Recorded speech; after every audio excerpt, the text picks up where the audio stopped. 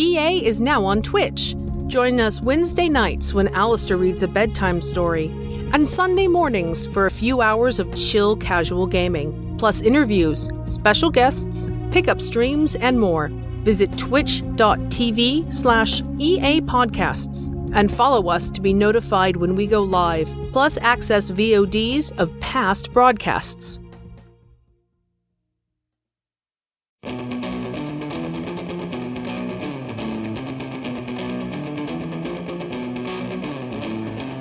Escape Pod, episode 913. #Buttons in Weird Places. Part 1. By Simon Kewen.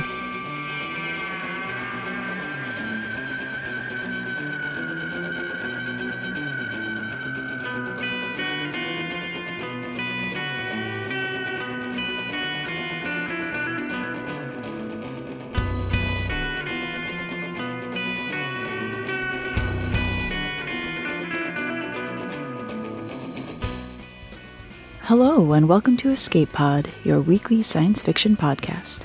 I'm Valerie Valdez, your host for this episode. Our story this week is Buttons in Weird Places by Simon Kewen. This story originally appeared in Abyss and Apex in September 2021 and will be presented in 2 parts. Simon Kewen is an award-winning writer of fantasy and sci-fi, with over 400 publications to his name. He's the author of the Cloven Land fantasy trilogy, cyberpunk thriller The Gene Hunter, steampunk Gormenghast saga Engine, the Triple Stars sci-fi trilogy, and the Office of the Witchfinder General books, published by Elsewhen Press. He's the author of several short story collections, with his shorter fiction appearing in Analog, Nature, and many other magazines. His novel Dead Star was an SPSFC Award semifinalist, and Buttons in Weird Places was shortlisted for a Utopia Award. His novella The Clockwork King won the Tales by Moonlight Editor's Prize. Our narrator, Rebecca Wei Xie, is a Taiwanese-American actor, writer, translator, and sensitivity reader based in New York City. Having grown up across several continents, her work focuses on the interplay between Asia and the Asian diaspora, gender, queerness, and mental illness, and has been featured in outlets like We Need Diverse Books, Wear Your Voice magazine, Book Riot, and The Dot and Line. She has a BA in Theater and Italian Studies from Wesleyan University, and you can find her attempts to use her liberal arts degree at rwxie.com. Now, get ready for a mystery of impossible proportions to hit social media around the world, because it's story time.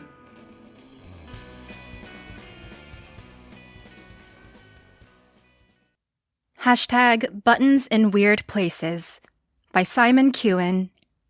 Narrated by Rebecca Wei Xie. The buttons started to appear on the last day of April 2022. A 6-year-old boy from Nairobi, Jomi Mbenzi, was perhaps the first to spot one. Dawdling along behind his mother, her swaying yellow-orange dress and the bag of melons and pawpaws she carried, his attention was caught by the shiny button set in the stone of one of the city's office buildings. He squatted to study it. Strange that it was so low down, right near the ground. In his experience, switches and all other interesting aspects of the adult world were kept high up, out of reach. But here was the button set right where he could get at it. He was sure it hadn't been there an hour ago when they walked down the same road toward the fruit market. Ground level was his domain, and he noticed everything there, while the confusing, noisy grown-up world went on around him and above him.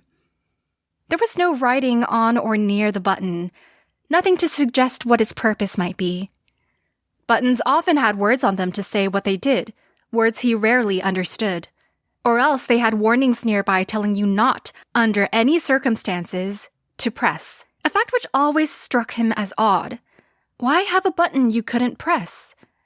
A bus roared past on the road, washing a blast of hot, smoky air over Jomi. He paid it no attention. Instead, he did what any child in that situation would do. He reached out with his soft finger and touched the button. The metal ring around it was hot from the rays of the sun, but the button itself, black, smooth, and invitingly recessed, was surprisingly cool. It clicked very faintly when he pressed it, and there was a brief musical note from somewhere, but nothing else happened. No alarms sounded and no lights flashed. The button sprang back out when he released it as if he hadn't pressed it at all. He tried again, and then a third time. Each time the same tone played. "Jomi, what are you doing back there? I told you to stay near me," his mother called from up the street, her bags on the floor and her hands on her hips as she studied him disapprovingly. "What have you found now? Whatever it is, leave it alone and come away at once." "It's nothing," he called. "A button." A button? His mother sounded worried, as if buttons and the pressing of them were always bad things. "Don't you go touching it now. Come away. It's time we were home." Jomi stood. The button wasn't so interesting after all. It didn't do anything. He turned to rush to catch up with his mother.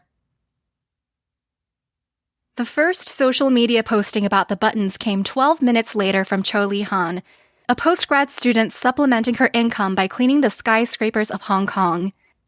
Dangling by ropes 300 meters in the air, she came across one on the glass exterior of the headquarters of the Cathay Pearl Bank. She paused to consider it, tilting her head as she tried to make sense of its existence. The exterior of the building was a flawless wall of glass, and their supervisor, the perpetually angry Mrs. Fong, had given them clear instructions to remove any stain. "An unblemished facade is very important to the bank's public image." Someone must have put the button there for a reason, but it made little sense. None of the windows opened so high up, meaning only a person climbing on the outside could press the button. But it couldn't do anything, unless wires had been run through the glass. And why would anyone do that? The traffic crawling below her was a distant roar punctuated by the blare of horns, the occasional wail of emergency vehicles. Taking care not to press the button, she wobbled its housing to see if it was loose. It was stuck fast to the glass. She might be able to chisel it off with the tool she used to scrape off bird shit, but it went against her nature to deliberately damage something, even if it wasn't supposed to be there. The gusting wind tugged at the fringe of the hair sticking out from her helmet, tickling her cheek, sending her cradle swinging. The breeze brought with it the smell of open water from the South China Sea, the promise of those distances. And what else did it bring? The news was full of warnings of high radiation counts, chemical and microbiological agents too, corruption washing around the world on the winds. She decided to leave the button where it was, unpressed. She'd lost vital minutes. If she didn't catch up, she'd be in trouble with Mrs. Fong. Again. The word was, she spied on you from adjacent towers when you were cleaning. And Cho was already on her final warning after the incident with the bucket of soapy black water that she'd accidentally rained onto a knot of passing bankers far below. But before she resumed her work, she couldn't resist grabbing one photo. She took out her phone, tethered to her belt so she didn't drop the device and bash in someone's skull, snapped the shot, and posted it to her social media accounts, thinking it might get an amused reaction from her friends. Hoping, also, Mrs. Fong wouldn't see it. She typed the pinyin rapidly with her thumbs. "Weird thing to find on the outside of a skyscraper 300 meters in the air. Should I press it? #buttons in weird places." It was the first of many, many times the hashtag came to be used. She didn't check her phone until she was back on the ground 2 hours later. It had buzzed repeatedly, but she'd resisted the temptation to look. Unbuckling her harness, she stretched her back and legs, rubbing her shoulders where the straps bit into her. She took out her phone to scroll through her messages. The first few were from close contacts, her sister back in Wuhan, university friends, all responding lightheartedly to her post. Then there was a reply from her father, characteristically formal and beautifully composed. The sight of it made her smile. He had never got the hang of writing brief messages.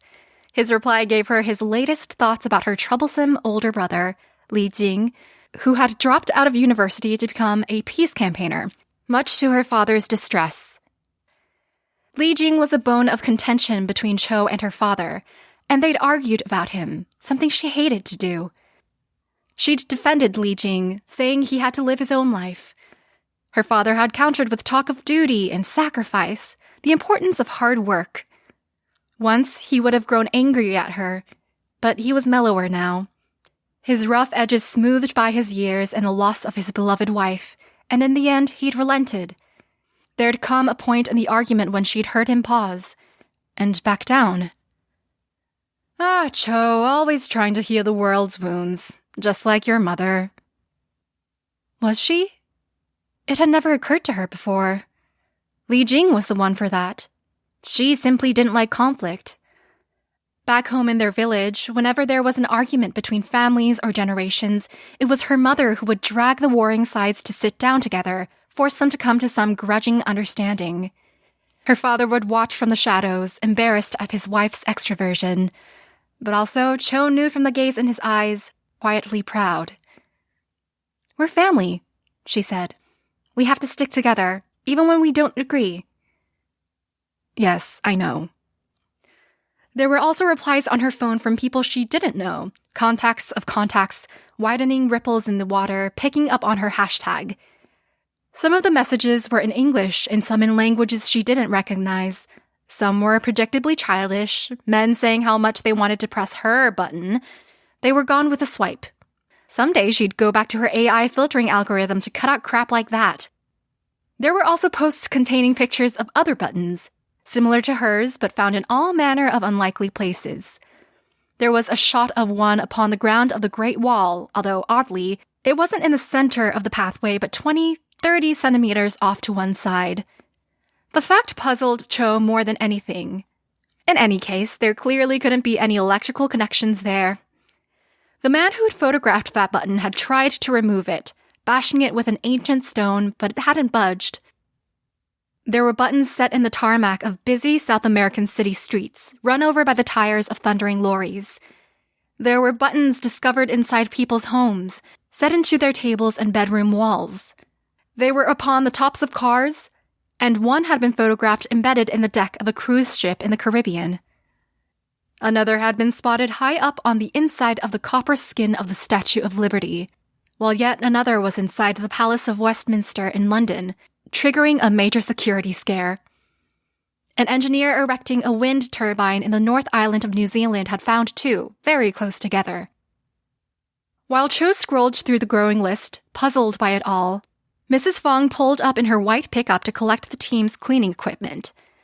She looked as stern as ever through her gold-rimmed glasses as she jumped down onto the pavement, all suppressed fury. Cho slipped her phone back into her pocket to await the onslaught. She caught the glance of anxiety from Dani, the newest member of the team, and prepared to intercede on the younger girl's behalf if Mrs. Fong picked on her. Instead, Mrs. Fong addressed all of them. You need to be quicker. Quicker. This tower should have been finished yesterday. We have 2 more to do on the waterfront by the end of the week. I need all of you here by 7 a.m. Yes? Plenty of others who will do the work. Plenty of others. You should be glad you have a job in these troubled times. Very troubled times. There were the usual mumbles of assent from the group as they dispersed. Cho nodded to Mrs. Fong, then watched the lines as they were wheeled up the side of the building to the distant rooftop winches. Everything seemed so much simpler up there. Just her and the building and the ropes keeping her alive. She loved the sense of distance and isolation the work gave her. The way she could literally look down on the troubled world. Some of her best ideas came while scraping the grimy patina of pollution off those high windows, idly wondering what was going on inside, invisible, a short distance away.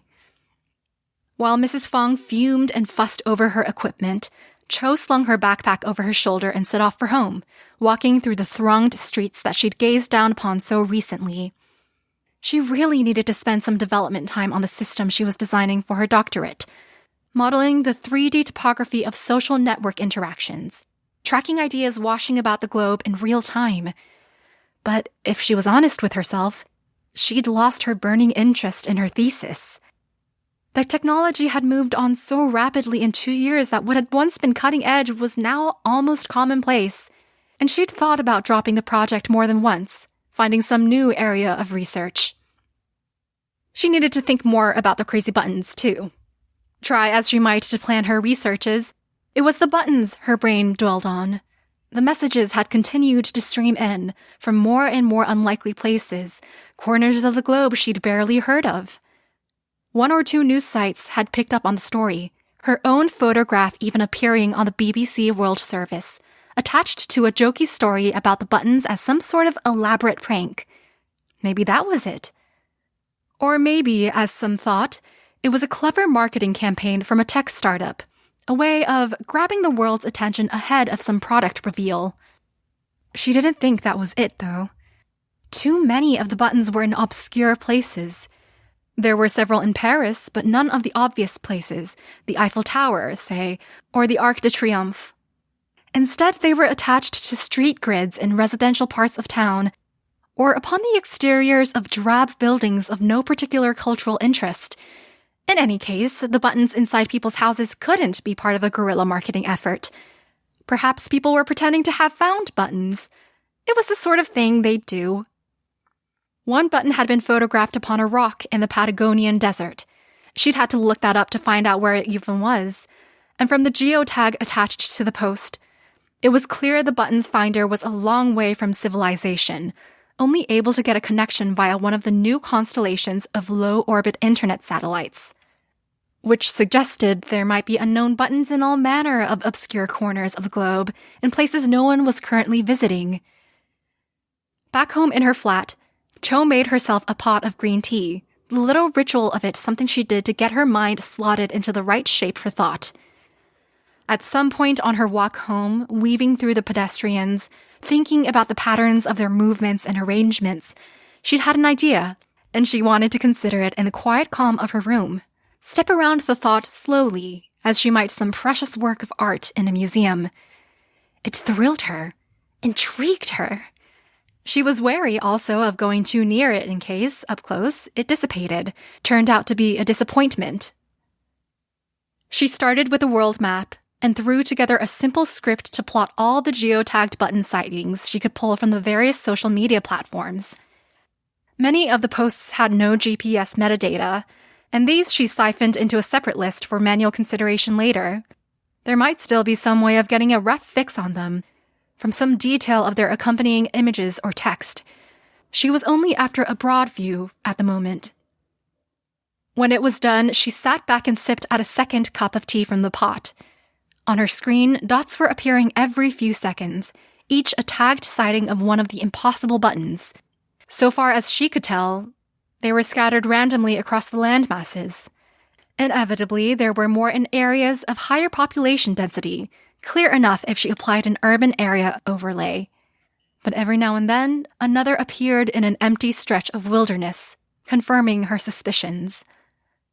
She watched the picture building up for an hour before phoning her PhD supervisor, Dr. Surish. Cho, hi. Dr. Surish disliked what he termed the stuffiness of social convention, insisting they use first names. Sometimes she thought she would have liked a little more formality between them, but right then it was fine. She needed him to be cool about what she was about to propose. Arjun, she said. Thanks for picking up. No problems. Hit another wall with the project? Actually, it's a little more serious than that. There was a smile in his voice as he replied, as if he'd been expecting just such a conversation. Sure, tell me the problem. She took the plunge, saying the words before she had the chance to reflect upon them. I'd like to start again, pursue a different thesis. Quite a step, Cho. You have a new idea? I think I do. I might be able to use some of what I've been working on, so it won't be completely lost, but it's a very different direction. Sounds intriguing. We should get together to discuss it before we make any definite decisions, yes? I'm at the university tomorrow. Are you around first thing? That was all she needed. I'll be there. There were still a few hours of light left. She had time to go back to the skyscraper if she hurried. Something she needed to check. Strictly speaking, she had no right to be up there on her own, but she still had her building pass, and the security manager was a kindly, grandfatherly figure whom she had chatted to several times while preparing for a descent. He was dubious when she explained she needed to go back down the building, but she had her story all worked out. I know, but Mrs. Fong was checking up on me, watching through binoculars, and apparently I missed a spot. She said there have been complaints from inside, too. You know what she's like. He did. They'd shared jokes about her, but he wasn't convinced. It's not safe to descend on your own. If something went wrong with the ropes. If I don't go, I'll lose my job, and I need it. Please. I'll only be 20 minutes. I can bring the line up myself once I'm done. He had grandchildren her age that he loved to indulge, loved to talk about. Maybe that was why he relented. His face broke into a nest of wrinkles as he smiled. This one time, then. But be careful. I'll watch the line myself. She thought the button might have vanished as she neared the spot, but there it was, tiny in the expanse of smoked glass. This time, she was going to press it. She needed to record exactly what happened. There were reports of faint musical notes coming from the buttons when they were pressed, a fact that had to be significant. She held her phone ready, close to the button, recording everything. The wind was gusting more strongly now as the sky faded and the lights of the city began to shine out around her. The glass of the building was a star field of their reflections. She shivered, feeling very exposed, the gulfs of air beneath her gaping. She put them out of her mind, steadied herself with her feet against the building, and pressed the button.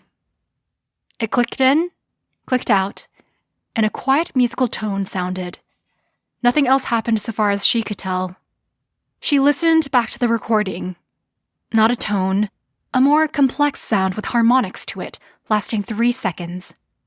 She repeated the process, capturing a second press and a third. The last time, something interesting happened to the sound. It changed its harmonic properties partway through, rising in tone very slightly but also becoming richer. She pressed a 4th time and the sound returned to its original form. Satisfied, she let herself down the glass cliff face to the ground. Once she was free of the harness, the kindly security manager hauled the line up for her, no doubt relieved she was safe. She waved her thanks, although he wouldn't be able to see her in the darkness and distance. By the following morning, the miraculous rash of buttons was already slipping from the headlines, not because they continued to defy logic or explanation, but because of the deteriorating political situation across the globe. Most trouble spots were long-standing conflicts, but so many were coming to a head at the same time that some commentators were seeing a pattern, warning of a wildfire of global conflagration. Festering tensions in the Middle East had flared up again. North Korea was testing long-range nuclear-capable warheads, while the USA retaliated with dire threats. The Balkans, Kashmir, old resentments left smoldering were suddenly boiling up. Was it possible there were connections there? Her researches had suggested something along those lines. Us and them ideas reinforced by social networking algorithms that spiraled their popularity. Cheap anger easier to foster than slow understanding, a way of grabbing user engagement. The news had been bad for months now, each day a fresh worry. Mrs. Fong had been quite correct with her very troubled times. Perhaps that explained Cho's disillusionment with her researches. Given the way the world was going, did mapping out social media posts really matter? Cataloging the conflagration did nothing to put the fires out. The thought about Mrs. Fong sent a pang of guilt through Cho. She wasn't going to make the 7 a.m. skyscraper cleaning rendezvous, and that meant she'd have permanently burned her bridges. It couldn't be helped. Scouring office blocks suddenly didn't seem very important. It occurred to her that she sounded a little like her brother, a reflection that brought a smile to her face as she ran through some Tai Chi stretches in front of her window preparing herself. She'd worked most of the night, pulling in more data, hypothesizing, and she knew now what she needed to do. Dr. Suresh poured her more tea from the antique brass urn he'd brought with him from northern India. My own little taste of home. He'd been in Shanghai for 3 years and talked about going back from time to time, but never very seriously so far as she could tell. Recently, there'd been trouble in his community too. Violence flaring between Hindu and Muslim, young men who'd grown up together attacking each other. She hadn't asked him the details. You look like you need this, he said, passing her the cup. You were partying into the night? He asked with a grin. He knew it almost certainly wasn't the case. Working. He sat in his chair, peering at her over the papers piled across his desk like some model of the Himalaya he was building. So, tell me your new area of interest. It's the buttons. He nodded. I thought it might be. What do you make of them? He breathed in, breathed out.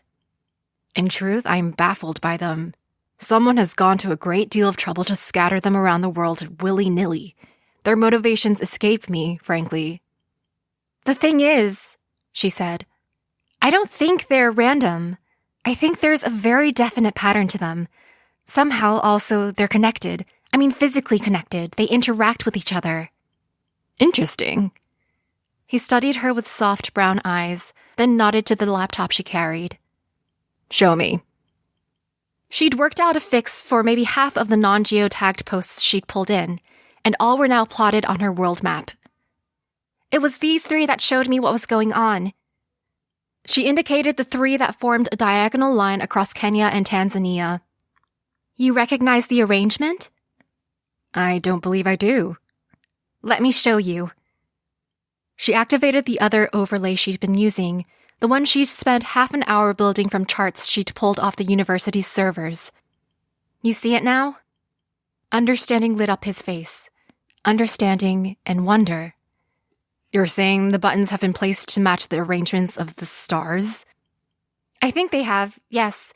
The stars as they were at the precise moment the buttons started appearing. These 3 correlate to the 3 stars mansion in the quadrant of the White Tiger, Orion's belt in the Western tradition. Using them, I was able to fix the orientation and scale of the rest of the arrangement. It took some work to wrap the star chart data onto the globe, but you can see how closely everything correlates. Some are slightly out, here and here. The blue dots are buttons I couldn't fix precisely. The red have reliable GPS data, and almost all of them align closely with the star map, down to the centimeter. 1 or 2 are out because, I believe, people have invented sightings for some reason of their own. Is it possible any random scatter of dots could be made to fit? Not with so many data points. The correlation has to be significant. There are millions of stars. Look far enough out and you can find one at just about any point in the sky. He was testing out her ideas, challenging her thinking. Exactly as she'd hoped. I've used only stars visible to the naked eye, around 6,000 of them. I see.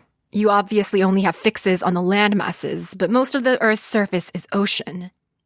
Which made the matching difficult, but the pattern is clearly there. You're suggesting there are thousands of these mysterious buttons upon the sea floor? I don't know about that. There's no data.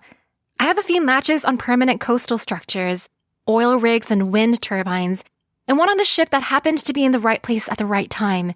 It seems unlikely there are buttons on the seabed, but who knows? The whole thing defies logic. You have, 2,500 possible land button locations? About that. And how many actual buttons reported? Nearly 1,200 now. Isn't it odd there are gaps? Few are near centers of population. They're on mountaintops, in deserts, lakes, that sort of thing. My working theory is that there are buttons in the missing places, but no one has found them yet. You haven't postulated a reason for the button's existence? No. But you have ideas? She did. Little more than vague ideas, but she needed much more evidence before she would spell them out. Not at this point. What do you think of it? Well, Cho, I think it's clearly worth pursuing. It's fascinating, intriguing. It could be the basis of a very important and significant piece of work. What do you need to take it further?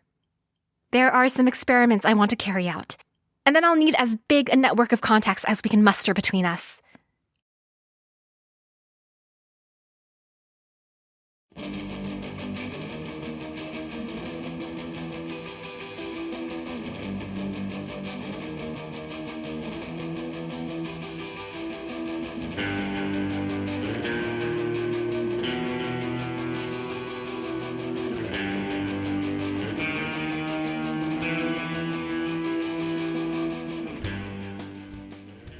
Once again, that was part 1 of Buttons in Weird Places by Simon Keown. The story will conclude next week. Stories about inexplicably strange phenomena can sometimes feel more like fantasy than science fiction, even considering the old adage about advanced technology being indistinguishable from magic. In a story like this one, the considerations of how a seemingly impossible thing is accomplished are secondary to our human reactions to it, and therein lies the scientific underpinning. We speculate, we investigate, we form hypotheses, we experiment, and we reach conclusions based on the limited information available to us.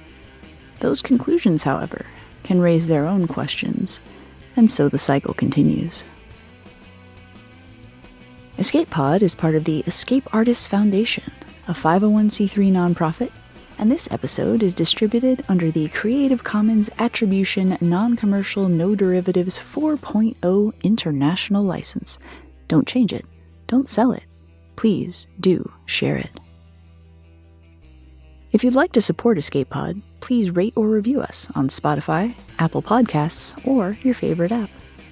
We are 100% audience supported, and we count on your donations to keep the lights on and the servers humming. You can now donate via 4 different platforms. On Patreon and Ko-fi, search for Escape Artists. On Twitch and YouTube, we're at EA Podcasts.